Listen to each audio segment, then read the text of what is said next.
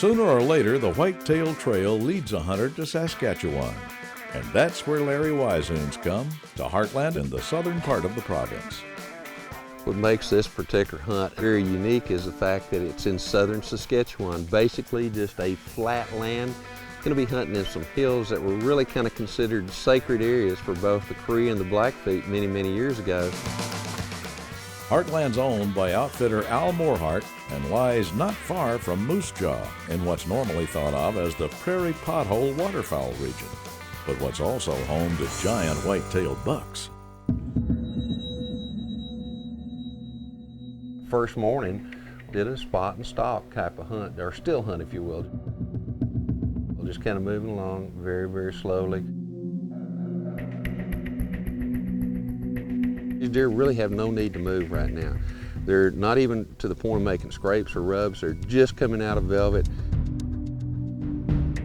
This time of year, early in the season, the Saskatchewan bush is pure jungle, but could be hiding massive typical frame bucks, one of which Weishuhn hopes has his name on it. Hunting these deer at this time of the year, particularly in a very, very low deer density, no major particular feed areas, there's water scattered pretty much throughout the property. It's going to be an extremely difficult hunt.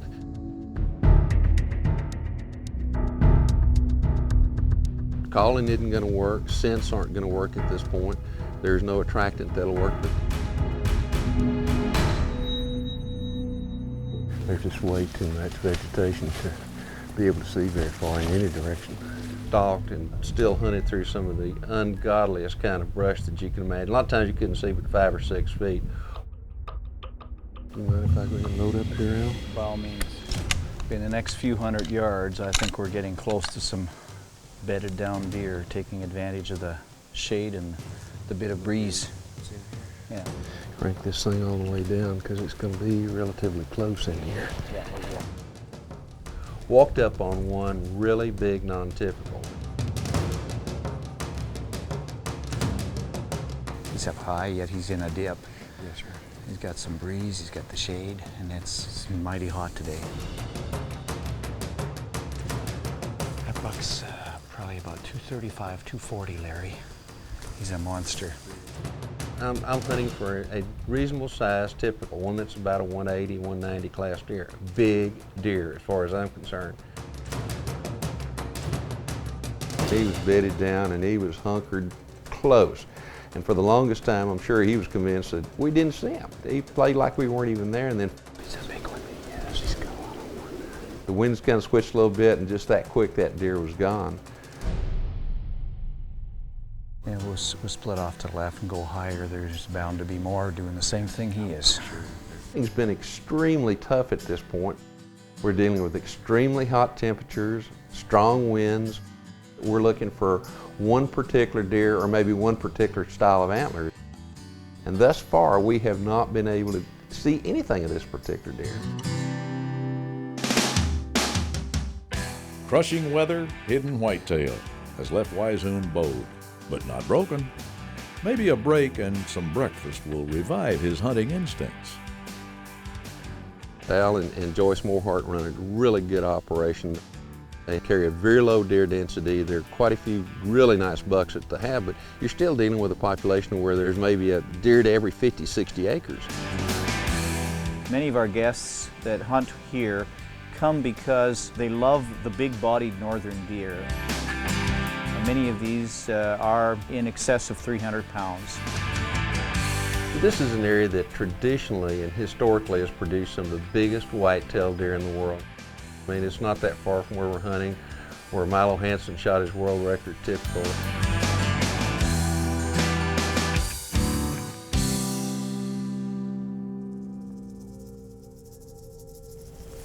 They're starting to move up, I think. I do too. We did see a couple of really good bucks off in a great distance. You see that buck? He's just backdrop of a tree, large, typical frame. I think he may be that buck that you said that looks kind of like the one that I'm after. I can tell he's a heck of a buck, but he's still a long way from us. We're about to run out of light before too very long. Hopefully he makes a move quickly, one way or the other. Yeah, we got 2 valleys between us and him. He's probably, what, 400, 450? He's at least 400. Maybe he'll be there in the morning or afternoon. But it was a good afternoon. We saw some deer. Finally. I knew they were here. It's just a matter of time.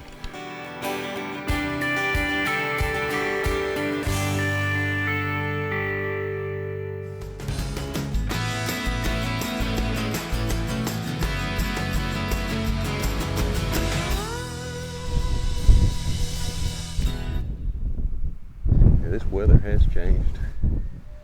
This is blowing in quickly here. We'll get some rain soon. I don't mind it. This morning we did get to see a pretty darn good deer. Now there are 2 bucks coming in right down there. Yes, right there. There's one in there that's really strong. He's got good timing. He's got a lot of mass, particularly down there around his bases. Oh, these bodies up here on these deer just amaze me. Just to look at him, he was a 6x6, very heavy, very massive, probably a deer about in the 180s or something like that. You know, if he'd been hunting anywhere else, I'll tell you what, my Nikon would have been up and I'd have been trying to get that Nikon scope on him as fast as I could. Keep our eyes open for a bigger one for you. I like that. Oh, that was plenty big.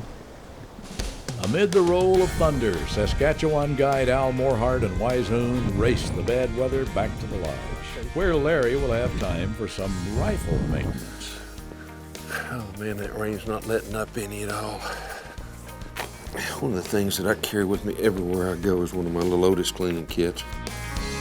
The thing about it is these things don't weigh anything. You can throw them in your pack, you can wear them on your belt. That way you've always got one handy.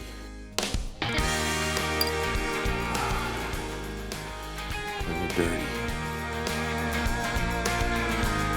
And I'm ready to go. After days of hunting for this one particular buck, even with 3 days extra scouting, had not seen him. Wasn't even sure he's still here, to be very frank with you. But finally, the last day of our hunt, things changed. When it did, it changed about 40, 50 degrees, about 80 or 90 Fahrenheit, down to probably in the 40s right now. We've also gotten a lot of rain, and we've retreated, if you will, to a... Normally I hunt just off the ground. I'm not much on hunting out of blinds or ground blinds or anything like that, but because it was raining really, really hard, we decided the best thing to do and just to sit in one of those ground blinds to try to stay reasonably dry.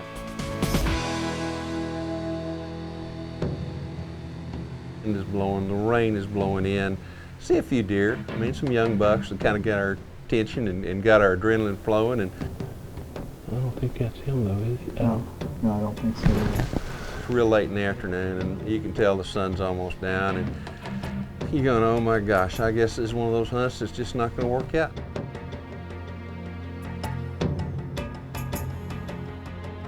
There's a buck.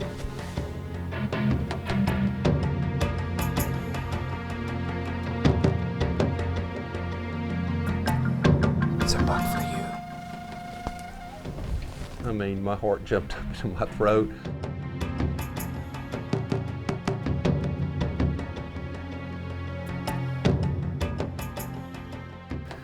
He's not going to give us much time. He's not going to wait long.